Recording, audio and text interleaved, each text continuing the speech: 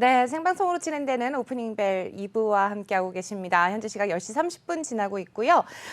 코스피가 결국 2,800선을 내어주면서 2,794포인트 선 지나고 있습니다. 코스닥 지수는 간신히 919포인트 지나고 있습니다. 오늘도 많이 빠지고 있네요. 여전히 좀 어려운 가운데 있지만 여러분들 계속해서 힘내시기를 바랍니다. 어떻게 하면은 또 뉴스를 통해서 또 투자 아이디어를 가져갈 수 있는지 전상현 전문가 또 화상 연결해 보도록 하겠습니다. 안녕하세요. 네, 안녕하세요. 네, 전문가님. 오늘도 정말 다양한 뉴스들이 쏟아져 나오고 있는데요. 어떤 투자 아이디어를 가져갈 수 있을지 내용 정리해 주시죠. 네, 알겠습니다. 일단 오늘도 좀 빠지고 있는데, 지난주도 그 코스피와 코스닥은 둘 다 하락으로 마무리를 했습니다. 코스피 같은 경우는 21일 전날보다 0.99포인트 내리 2,834.29에 장을 마쳤고요. 반등한 지 하루 만에 하락 마감한 것으로 종가 기준 2020년 12월 29일 이후 가장 낮은 수준입니다.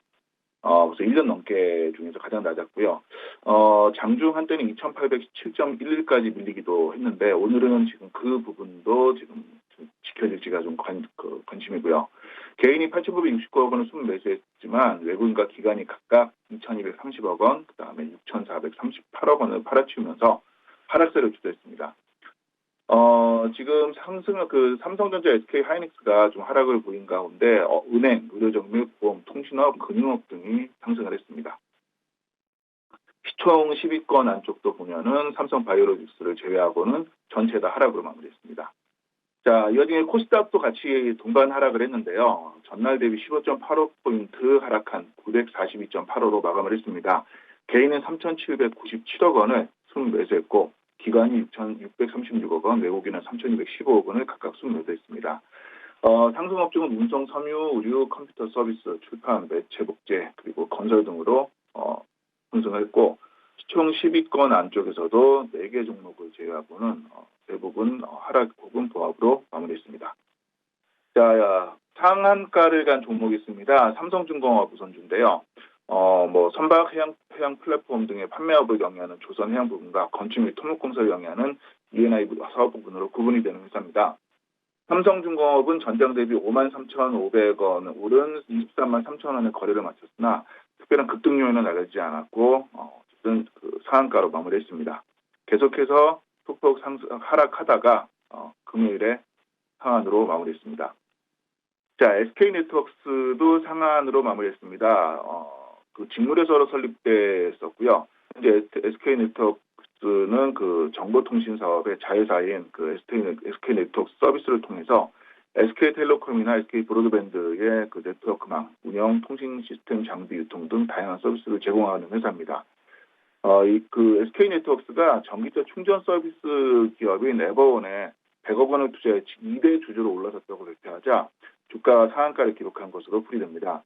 에버원은 국내 3대 전기차 완속 충전기 운영업체 중 하나로 전국의 공용 충전기 1만여 개를 보유하고 있는 회사입니다. 역시 전기차 이슈로 상한가로 갔고요. 자, 오토앤이 상한가로 갔습니다. 현대차그룹 사내벤처로 시작을 했고요. 자동차에 필요한 모든 상품과 서비스의 거래를 중개하는 자동차 특화 커머스 플랫폼 운영 기업입니다.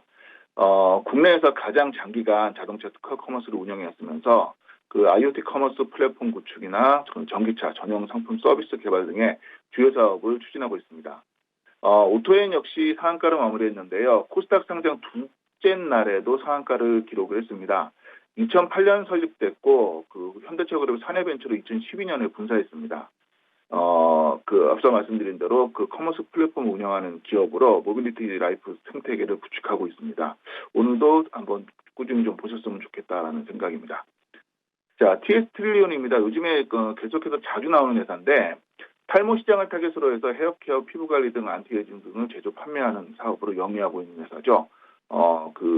계속 탈모주가 대선 주자들이 얘기가 나오면서 자주 나오는 회사 중에 하나입니다.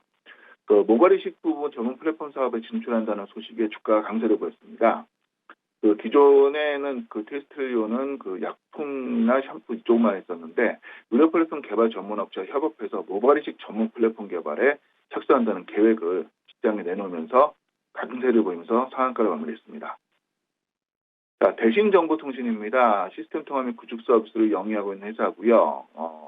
지금 현재 그 인공지능, 스마트카, 빅데이터, 그다음에 보안, 블록체인을 포함한 보안, 그다음에 사물 인터넷, IoT죠. 클라우드 등이 주된 이슈로 지속되고 있는 회사입니다. 대신정보통신은 총 2,700억 원 규모의 국가정보자원관리원 정부 종합 통합 데이터 센터 운영 유지 관리에 그 사업을 확보했다는 소식에 주가가 올랐습니다. 총 8개 컨소시엄 프로젝트로 발주된 회사 중 7개를 따낸 것으로 알려지면서 상한가로 마무리했습니다. 자, 모두가 상한을 친 건 아니고요. 안트로젠은 하한가로 마무리했습니다. 2000년 3월 설립된 바이오 벤처 기업인데요. 세계 최초로 희귀질환인 크론성 누공 질환에 대해서 그 지방유래 줄기세포 치료제인 큐피스템을 개발했으며 현재 시판 중인 회사입니다. 그 안트로젠 같은 경우는 신약 후보 물질의 임상 3상에 실패했다고 공시하자마자 주가가 바로 하한가로 내리꽂았습니다. 그 안트로젠은 당뇨병성 족부궤양 그 신약 후보 물질에 대해서 임상 3상 시험 통계 분석 결과 1차 유해성 평가를 만족하지 못했다라며 그 결과를 면밀히 분석해서 2월 중순 내로 유주분들께 설명하는 기회를 갖겠다는 공시가 뜨자마자 바로 하한가로 내려가면서 마무리했습니다. 자, 기타 특징주로는 카카오페이는 전 거래일보다 9,000원 오른 13만 5천원에 장을 마쳤고, 이 카카오페이 같은 경우는 신원근 카카오페이 대표 내정자를 비롯한 경영진이 자사주로 재매입했다고 밝히고, 그러자마자 주가가 급등했습니다. 기존에 이제 유영준 그 대표이사 내정자 등 8명은 상장 한 달 만에 스톡옵션을 통해서 지난 방송에 말씀드린 적이 있죠. 그 900원어치를 시간의 매매 방식으로 매도해서 먹튀 논란이 된 바 있습니다. 이게 해결되면서 주가가 좀 올랐고요. 넷플릭스 CEO가 드라마 오징어 게임 시즌2 제작을 공식화하자 국내 증시에는 콘텐츠, 기존에 있었던 콘텐츠 관련주가 강세를 보였습니다. 그래서 쇼박스가 좀 올랐고요. 그 제작사인 사이렌피처에서 10억 원 흡수한 사실이 알려지면서 관련주로 묶여서 올라갔고, J컨텐츠나 세기상사, 그 다음에 NEW, 그 다음에 아센디어 등등이 동반 상승했습니다. 지난 오징어 게임 때 익숙하게 봤던 주식들하고 다시 보게 되니까 좀 반갑기도 합니다.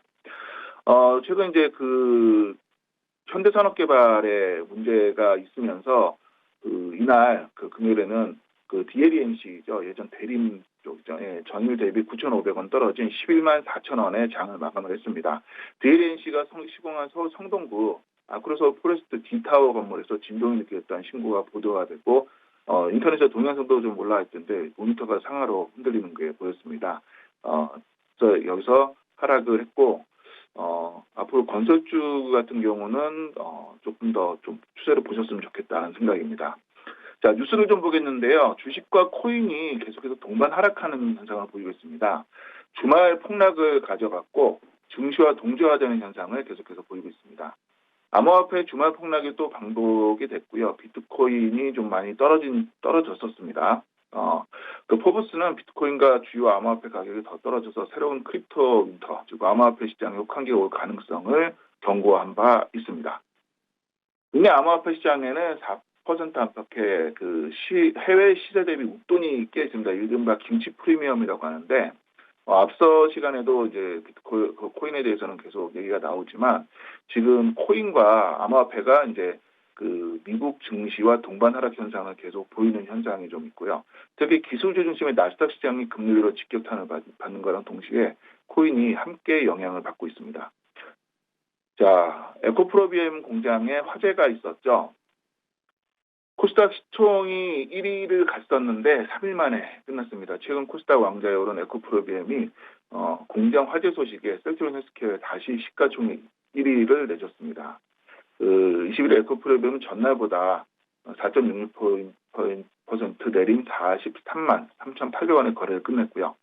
에코프로비엠의 주가가 하락한 거는 청주 공장 화재가 영향을 미친 것으로 풀이가 되고 있습니다. 자, 이날 주가 하락으로 코스닥 시총 2위로 내려앉았고요. 셀트리온 헬스케어를 제치고 1위로 갔었는데, 셀트리온 헬스케어가 분식회계 의혹으로 계열사의 주가가 급락하면서 4년 만에 처음으로 코스닥 시총 1위가 변경이 됐었죠. 그리고 3일 만에 다시 셀트리온 헬스케어 주가가 상승하면서 다시 1위를 되찾은 것을 확인할 수 있습니다. 자, 증시가 최근에 계속 하락이 되면서 이 반대 매매에 대한 주의가 상당히 주목을 받고 있습니다. 1월 들어서 국내 증시가 5% 가까이 조정을 받으면서 증권사에 돈을 빌려서 주식을 산 투자자들이 반대 매매 공포에 시달리고 있습니다. 23일 금융투자협회에 따르면 초단기 대출인 미수금에 대한 반대 매매가 이달 들어서 급증했고요. 첫 거래인 3일부터 20일까지 미수금 반대 매매 규모가 총 2,864억 원으로 일평균 204억 원에 달하고 있습니다. 특히 지난 11일에는 하루 동안 314억 원 규모의 반대 매매가 있었던 것으로 나타났는데요. 이는 최근 3개월 기준으로 가장 큰 규모고, 지난해 10월 19일부터 올해 1월 19일까지 3개월간 미수금에 대한 일평균 반대 매매가 164억 원입니다. 월별 일평균 반대 매매 규모가 지난해 10월에 191억 원에서 11월 170억 원, 그다음에 148억 원으로 줄어들었지만 이달 들어서 204억 원으로 급증한 것을 확인할 수 있습니다. 주가가 하락하면 반대 매매가 발생할 수 있고, 또 이 반대 매매 때문에 주가가 또 빠지는 악순환이 되풀이되는 경우가 있는데, 이것들 때문에 지금 조정을 받기도 하죠. 증권사들이 반대 매매보다 항상 이렇게 시세보다 반대 매매 할 때 저렴한 가격에 주식을 처분하기 때문인데요. 그 반대, 특히 단기 외상 거래인 미수보다 기간이 길고 규모가 큰 신용이 단기 주가 급락에 더 취약합니다. 자, 암모니아 경쟁이 지금 확보하는 게 경쟁이 좀 이루어지고 있습니다. 지금 수소 경제 시대를 위해서 정유화학이 경쟁에 들어섰는데요.